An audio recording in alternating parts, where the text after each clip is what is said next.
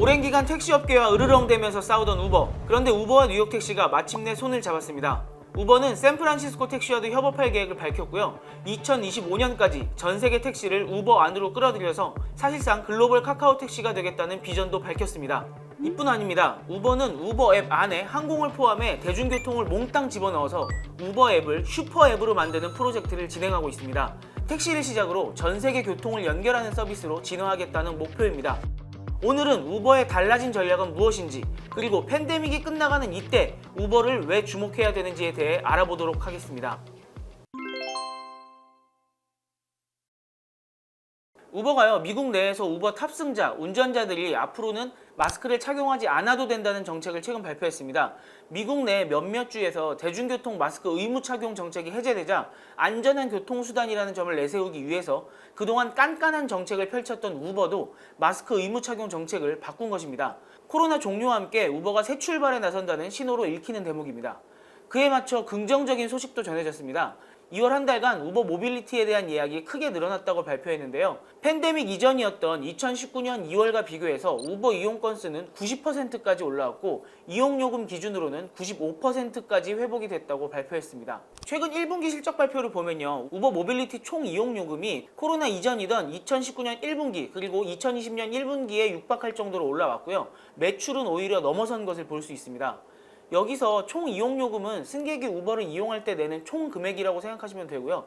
매출은 우버가 운전자에게 정산을 해주고 받는 수수료라고 보시면 될 것 같습니다. 게다가 코로나를 겪으면서 다른 사업들이 크게 성장했습니다. 우버 이츠는 코로나를 겪으면서 총 이용요금이 3배 성장했습니다. 원래 우버의 주력 사업이었던 모빌리티 성적이 예년 수준으로 회복했는데도 불구하고요. 지난 1분기로 봤을 때 우버 이츠 매출이 25억 1200만 달러, 우버 모빌리티 매출이 25억 1800만 달러입니다. 이제는 우버 이츠가 당당히 우버의 사업을 양분하는 주력 사업이 됐습니다. 물론 앞으로의 전망으로 봤을 때 코로나의 영향에서 벗어날수록 우버 모빌리티의 매출이 오르고 우버 이츠의 매출은 조금씩 하락할 것으로 예상되고 있습니다만 아직까지 우버 이츠의 매출이 감소하는 현상은 나타나지 않고 있습니다. 또 하나의 긍정적인 부분은 화물운송 중개 서비스인 우버 프라이트입니다. 트랜스플레이스라는 화물 트럭 소프트 업체를 인수하면서 매출이 확 오른 모습이고요. 인수 효과를 제외하더라도 매출이 꾸준히 성장하고 있습니다. 여기에 또 하나의 큰 소식이 들러왔죠. 뉴욕 택시와 우버가 협력을 시작한 것입니다. 그간 뉴욕 택시는 우버와 갈등을 빚었던 상징적인 곳입니다. 우버가 사업을 시작하면서 뉴욕 택시 면허 거래 가격이 폭락했다고 하죠. 이 때문에 스스로 목숨을 끊는 택시 운전자가 2017년 11월부터 2019년 초까지 9명에 달했습니다. 그런데 올해 여름부터는 뉴욕 택시를 우버 앱을 통해 잡을 수 있게 됩니다. 우버 앱 내에 택시 카테고리가 따로 생기는 건 아닙니다. 택시는 우버 X와 같은 취급을 받게 됩니다. 이게 무슨 이야기냐면요, 카카오 택시에 일반, 블루, 모범, 블랙 같은 차량 등급에 따른 차등이 있듯이 우버도 우버 X, 우버 XL, 컴포트, 블랙 같은 여러 가지 등급이 존재하는데요. 주로 준중형차 자동차로 구성되어 있는 우버 X 카테고리 안으로 택시가 들어올 예정입니다.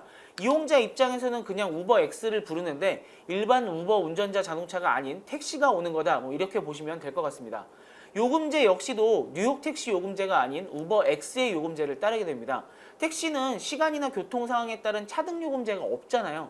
우버 X는 탄력 요금제를 이용을 하죠. 많은 승객들이 몰릴 때는 할증된 가격을 받게 되고요. 한가할 때는 이용자가 더 싸게 이용할 수 있습니다. 과연 이 가격 정책이 택시에 더 유리하냐 불리하냐를 두고 양쪽 의견은 갈립니다. 우버는 할증되는 시간대가 있으니까 택시 수익에 더 유리할 것이라고 해석을 하고요. 택시는 전체적으로 우버 요금제가 더 저렴하기 때문에 수익이 줄어들 것이라고 불리한 전망을 내놓고 있는데요. 이건 아마 뚜껑을 열어봐야 결론이 날 것 같습니다. 일단 조건만을 따져보면 택시에 유리한 점이 몇 가지 있습니다. 우버는 원래 승객이 호출할 경우에 골라 태우기를 하지 못하도록 하는데요. 하지만 택시는 우버 앱으로 들어와도 승객을 골라 태울 수가 있습니다. 카카오 택시와 유사한 시스템인 거죠. 택시 입장에서는 손님이 많이 몰리는 지역에서 자체적으로 우버를 이용하지 않고 승객을 골라 태울 수 있고요. 할증 시간대에는 우버를 이용해서 추가 수익을 올릴 수도 있고 승객을 한적한 곳에 내려준 뒤에 다시 도심으로 복귀할 때 빈차로 오지 않을 수도 있습니다. 우버 입장에서는 택시와의 연합을 통해서 공급량을 늘릴 수 있다는 장점이 있고요. 최근 우버의 가장 큰 이슈 중에 하나가 우버 운전자 공급 부족 문제입니다. 코로나 때문에 승객이 급감하면서 많은 운전자가 우버 운전을 그만뒀고요. 유가도 급증하면서 우버 운전자 수급에 문제를 겪고 있습니다. 승객 수는 빠르게 늘어가고 있는데 공급이 쫓아가지 못하고 있어서 이에 대한 우려가 많습니다. 우버는 택시와의 협력을 통해서 이 문제를 해결하는 게 가능할 예정입니다. 이뿐만이 아닙니다. 최근 우버가 런던에서 30개월짜리 사업 허가를 받게 됐는데요. 전 세계 많은 지역에서 우버를 불법 서비스로 만들었던 두 가지 이유가 하나는 우버 운전자 직접 고용 문제, 또 하나는 택시와의 갈등 때문이었습니다. 런던에서는 고용 문제를 해결해 나가려는 의지를 보이면서 허가를 받게 됐고요.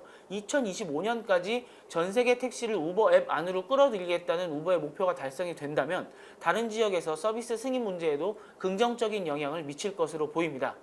우버는 현재 스페인, 콜롬비아, 독일, 오스트리아, 터키, 홍콩 같은 곳에서 택시 회사 파트너십을 체결했고요. 샌프란시스코에서도 택시와 협업할 예정입니다.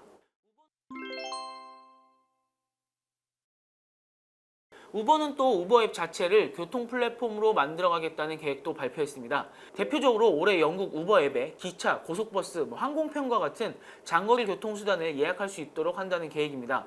이 경우에 특히 해외여행객들이 편리해질 전망인데요. 공항과 연계된 모든 교통수단을 우버 앱만 있으면 편리하게 활용할 수 있게 되는 것이죠. 방식은 주로 다른 사업 주체들과 파트너십을 맺는 방법으로 해결할 예정입니다. 우버 CEO인 다라 호스로우샤이는 우리가 직접 티켓을 판매하지 않고 기존 파트너사와 제휴 형태로 제공하겠다 이렇게 발표를 했는데요. 우버가 얻을 수익은 줄어들 수 있겠습니다만 우버가 직접 한 곳 한 곳 영업을 해가면서 대중교통을 우버 서비스 안으로 들여오기에는 우버 서비스 지역이 너무 많기 때문에 파트너십 전략이 더 효과적일 수 있겠습니다. 영국의 철도 고속버스 플랫폼인 트레인라인 그리고 항공 앱인 스카이스캐너와 같은 회사들이 파트너사로 언급되고 있고요. 다라 호스로샤이가 우버에 오기 전에 CEO를 맡았던 익스피디아도 물망에 올라 있습니다. 특히 익스피디아는 글로벌 항공, 숙소 서비스를 제공하는 회사이기 때문에 우버의 활동 반경을 빠르게 넓히는 데 도움이 될 것으로 기대되고 있습니다. 파이낸셜 타임즈는요. 우버는 우버 앱을 호텔 예약까지 가능한 여행 관련 원스톱 앱으로 만들려는 게 궁극적인 목표다 이렇게 전망을 하고 있습니다.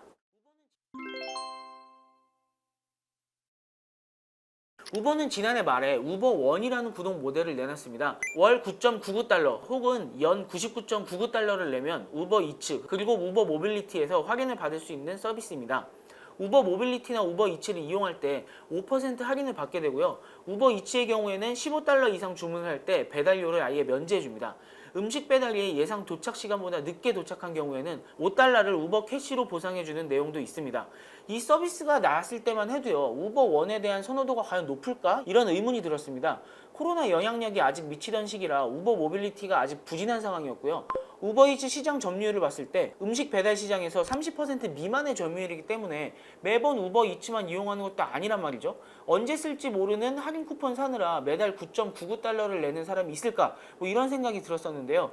우버 실적 발표에서 우버원 가입자 수에 대한 언급이 아직 없는 걸 봐도요. 우버원이 그렇게 인기를 끌고 있지 않다는 것을 또 유추해 볼 수 있겠죠. 그런데 배달과 여정의 모든 것을 꿈꾸는 우버의 미래 그림에 멤버십을 대입해보면 우버원이 앞으로 꽤 매력적인 구독 모델이 될 수 있지 않을까 이런 판단이 됩니다. 음식 배달 쪽에서는 도어대시와 경쟁을 하고 있고요. 식료품이나 주류 배달 쪽에서도 서비스 품목을 늘려가고 있습니다. 택시와 우버 모빌리티를 이용할 일도 앞으로는 잦아질 테고요. 거기에 장거리 대중교통까지 우버를 통해서 이용할 수 있다고 하면 멤버십이 꽤 매력적일 수 있는 거죠.